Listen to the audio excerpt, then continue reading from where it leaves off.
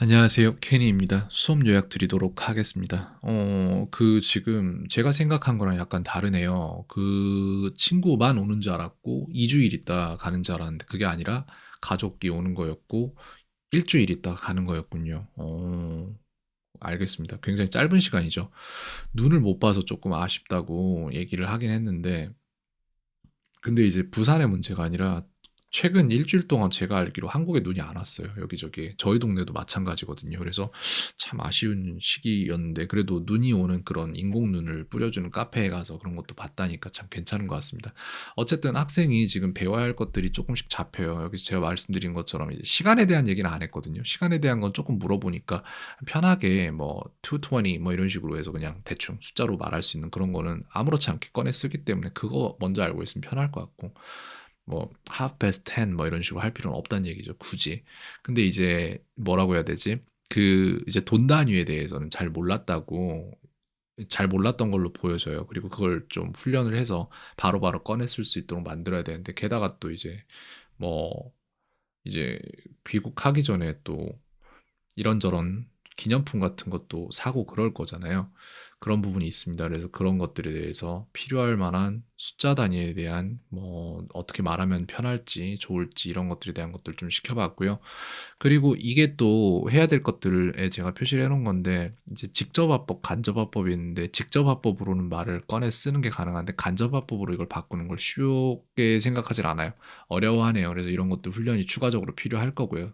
이제 다음 수업부터는 요거 해 줘야 될 거고 그다음에 명사 뿌리고 추가 설명하기 이게 잘 안 돼요. 예를 들어서 지금 이제 하고자 했던 말에 대한 캐치는 가능한데 그러니까 어떤 부분이었냐면 말이죠. 요거 있단 말이에요. 이거예요. 그러니까 이걸 본인이 스스로 문장을 뽑아서 만들려고 하다가 그래서 만들었거든요, 결과적으로. 근데 본인이 느끼기에도 이게 다의적이라고 느끼고 이게 맞나라고 저한테 약간 뉘앙스를 내비치더라고요. 그런 식의.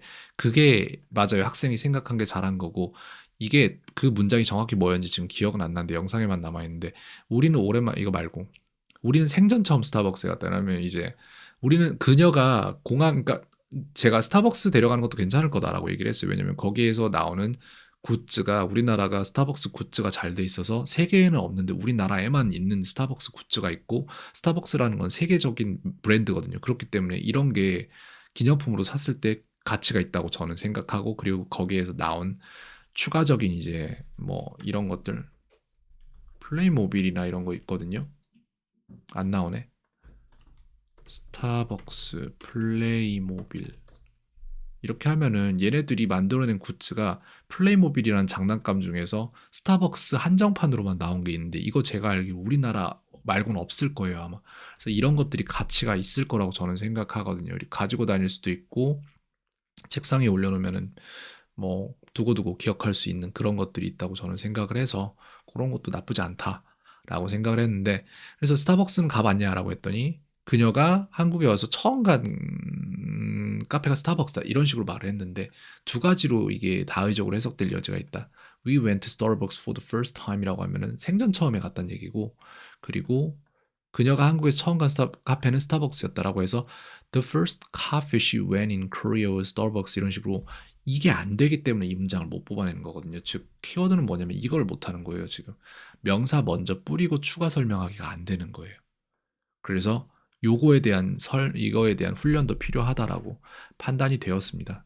그래서 오늘 이런저런 얘기들 듣고 막 다 같이 얘기를 해봤는데, 음,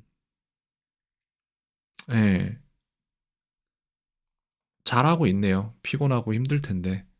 근데 그렇게 되고, 이제 이번 일을 계기로 뭔가, 전에는 전혀 안 됐던 게 조금 되네.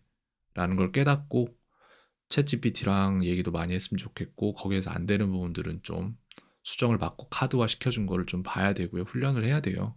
그렇게 돼야 되고 그리고 제가 생각하는 문제점 중에 하나가 뭐냐면 학생이 이게 느려요. 제가 볼 때.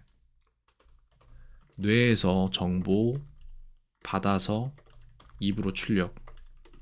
이게 느려요. 근데 이 느리다. 이게 느린데 근데 이게 한 번 터지면은 그때부터는 빨라지거든요.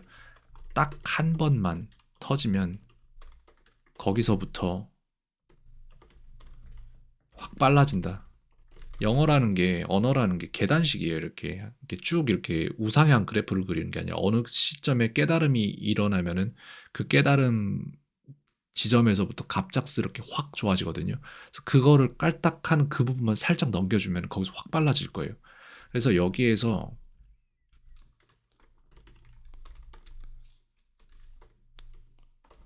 이게 왜 느리냐면은 한국어를 한 다음에 그걸 영어로 바꾸니까 느린 거거든요. 근데 그게 아니라 어느 순간에 뇌가 깨달아야 돼요.